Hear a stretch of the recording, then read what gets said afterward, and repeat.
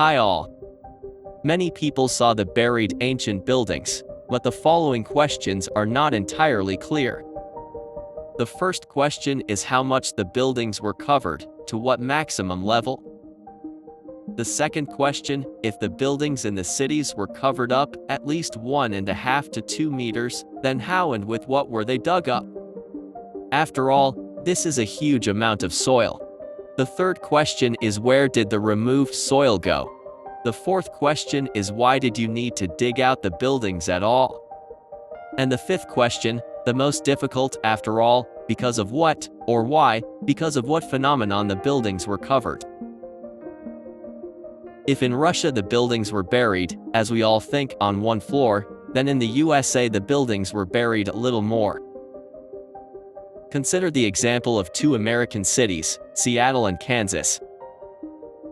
Both cities are interesting to us because they had buried houses. Seattle is located on the coast at an altitude of only 42 meters above sea level, and Kansas is located in the depths of the mainland at an altitude of 269 meters above sea level. Let's look at old photos. These are photos from Seattle and we see just surreal views. What is actually going on here? We see colossal piles of soil, the flat tops of which indicate that it was previously the Earth's surface. Here is what we found on the internet.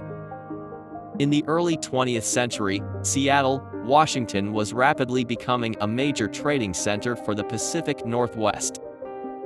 Situated on a narrow hilly isthmus, the city had to grow in an orderly manner.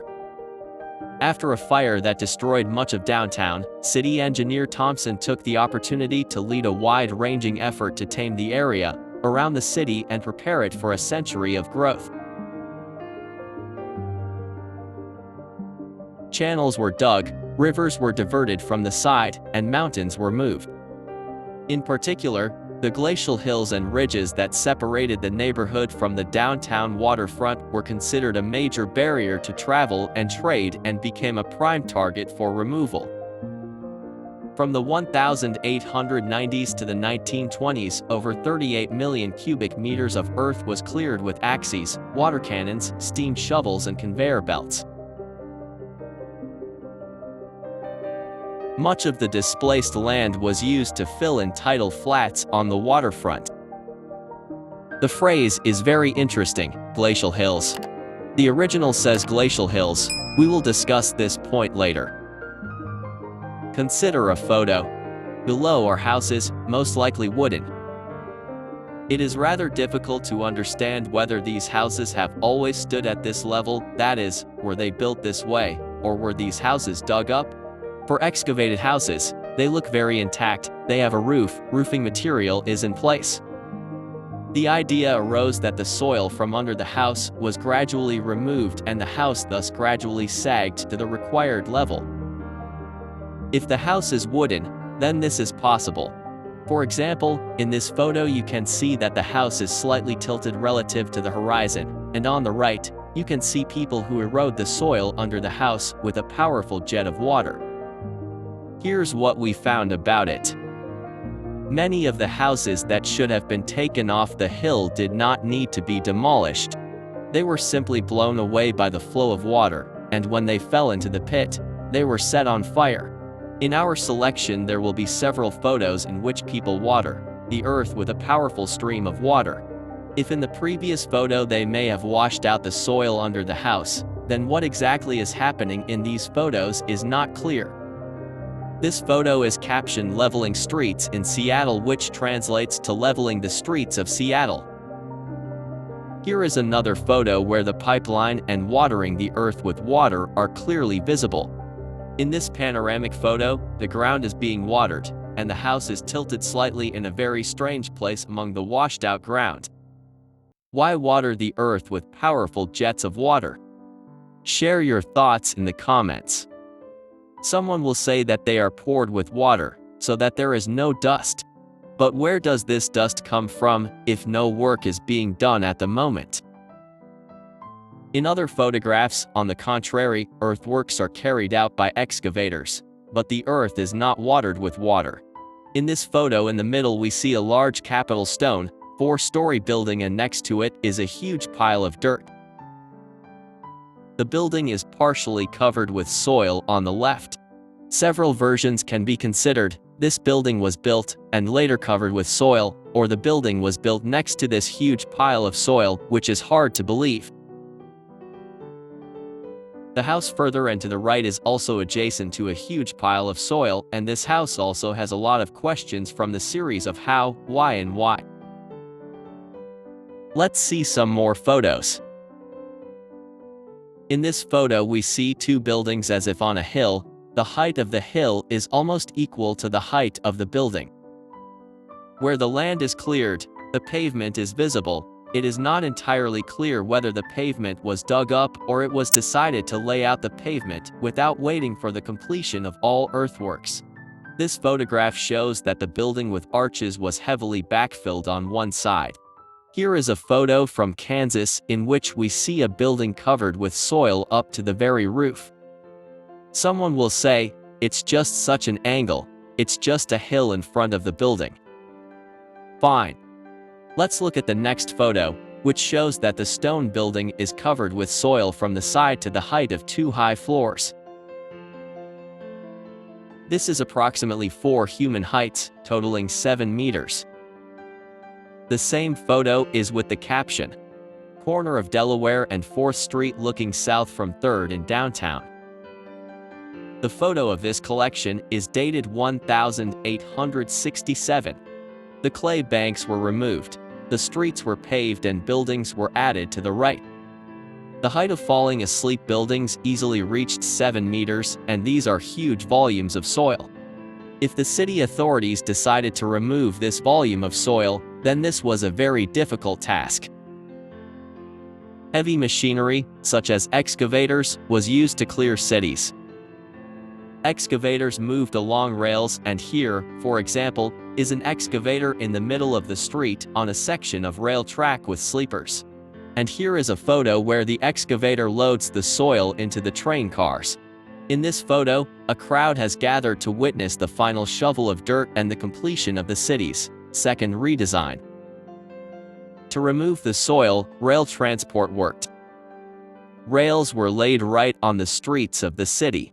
In addition to heavy equipment, manual labor and carts were used. Long conveyor belts were also used, along which the soil was transported over long distances. Here is an example of a closed conveyor belt leading the soil to the harbor. This photograph is interesting, in which, judging by the configuration of the conveyor belt, some underground cavity is being buried. Judging by the signature, it is located in the city on 5th Avenue and Battery Street. What do you think? What kind of cavity was found in the ground, that in order to fill it, they decided to lay a conveyor belt there? Maybe an abandoned mine? In the end, all excess soil was loaded onto barges and flooded into the sea. Here is a photo of the unloading of the barge by turning it over. Why was it necessary to remove such a huge amount of soil? Let's try to hypothesize. The first thing that will help us is the name of the hills, Glacial Hills, which means ice hills in translation. In our understanding, ice hills are permafrost. Could there have been permafrost in Seattle in the early 20th century? Let's figure it out. Seattle is located on the coast of the ocean, next to Canada at latitude 47 degrees. For understanding, Rostov-on-Don is located at this latitude. It's winter in Seattle and it snows. Here are the average annual temperatures in Seattle. It happens up to -17. Could there have been permafrost in Seattle in the early 20th century? Theoretically, yes. But where does she come from at such a latitude? For example, gold mining in Alaska. In order to get to the gold-bearing layer, workers erode the permafrost with powerful structures of water. Why is the soil washed out with water? Why not with an excavator? Let's try to answer this question minus. Probably the easiest way to wash away such soil with water. This is a decades-old way to blur the permafrost. Interestingly, the same method was used in Seattle. Please note that the remaining hills in the city are not torn down by excavators, but washed away in the same way as gold miners in Alaska. Permafrost does not allow the construction of high-rise buildings. This photo shows a hill that is being torn down by an excavator, and behind it is a 10-story building. It can be seen that the high-rise building is at ground level much lower than the top of this hill. Large volumes of soil can be transported in two ways, by water or by air. With the help of water, for example, a flood, a mud flow or a tsunami wave, and through the air in the form of dust storms. I want to honestly admit that I still do not know the exact reason for falling asleep cities around the world. Perhaps the reasons for falling asleep in each city were different. Let's find out what will happen to the city of Seattle if the water level rises by 50 meters. He will be heavily flooded. Could it be that 100 to 200 years ago the place where the city of Seattle was built in the future was covered by an ice tsunami? The tsunami could bring ice chips, mud and silt, which, when frozen together, formed permafrost, which, on testing, turned out to be not very eternal. For example, today, since the 20th century, the so-called permafrost has been actively melting. Now let's fast forward to the state of Alaska, which, by the way, is almost entirely covered with various types of permafrost. By the way, Alaska used to belong to the Russian Empire. Here is what Yuri, the author of the History of Pi Channel, found. Frank Hybank writes in his book The Lost Americans. These bones are found throughout the central region of the northern Alaskan peninsula, embedded in typical Alaskan muck. When the gold layer lies beneath this muck, miners dig holes and mines through the muck to get to the gold. Beneath it, in many places, the Alaskan dung blanket is filled with animal bones and the remains of trees. In this frozen mass lie the twisted parts of animals and trees mixed with chunks of ice, peat and moss. Frozen muck preserved animal tendons and pieces of meat. Please note that this mass is called manure and muck. We read further. At one location north of Fairbanks, a bulldozer was used to push melting mud into a gold sluice. When the sun melted the black slime, the smell of several hundred tons of rotting meat spread for several miles around. Let's find this city. It is located in the middle of the state of Alaska, more than 550 kilometers from the coast at an altitude of 136 meters above sea level. Suppose that there are two possible ways to get permafrost due to precipitation and due to tsunamis. Let's consider the first option. For example, due to heavy rains accompanied by soil erosion, mud flows followed by freezing. Another way of permafrost formation due to precipitation, it can be heavy snowfalls followed by snow melting, soil erosion, mud flows followed by freezing. If we assume that the cause of the appearance of permafrost throughout the entire area of Alaska, consisting of ground animal remains, trees, ice, mud and silt, was a giant tsunami, then it should have been more than 136 meters high. Let's check this version in a special service. Set the flood height of this area to 150 meters, 200 meters, 300 meters, and 400 meters. To say for sure what caused the appearance of permafrost in Alaska at a height of more than 130 meters, it is necessary to examine the soil located in the permafrost. Where it comes from the bottom of the sea, for example, silt, or this soil was formed on the surface of the earth. It is difficult to even imagine a tsunami wave over 100 meters high, what caused it, and what were the consequences of this tsunami around the world. One way or another, that impact on the earth was very powerful and large scale. And here is a map of the distribution of permafrost. And we see that Seattle is on the border of the distribution of the weakest permafrost. And here is another interesting photo from Seattle, in which we see a buried building with windows. Why this happened is hard to say. The fact that the windows are not arched does not mean that the building is new. Rectangular windows indicate a completely different technology for building windows. Now let's move to Kansas.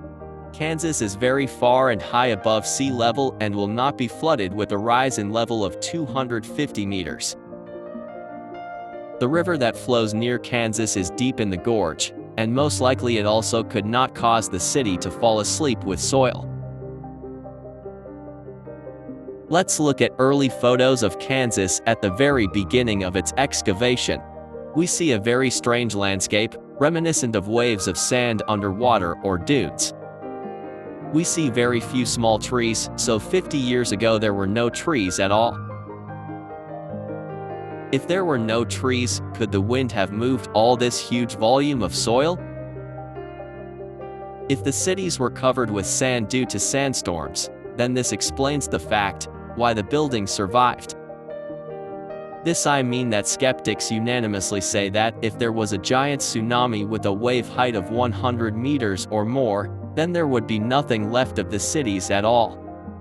At the end of the video, I want to note that the reason for cities falling asleep with soil could be different depending on the relief and height above sea level. In coastal regions it could be a tsunami and somewhere sandstorms. Here is an example video from the northern village of Shauna, in which the northernmost desert in the world gradually engulfs houses. And that's all. Rate the video at its true worth, write several comments at once and share the video with your friends. See you again. Bye. Translated and voiced from the YouTube channel Riddles of History.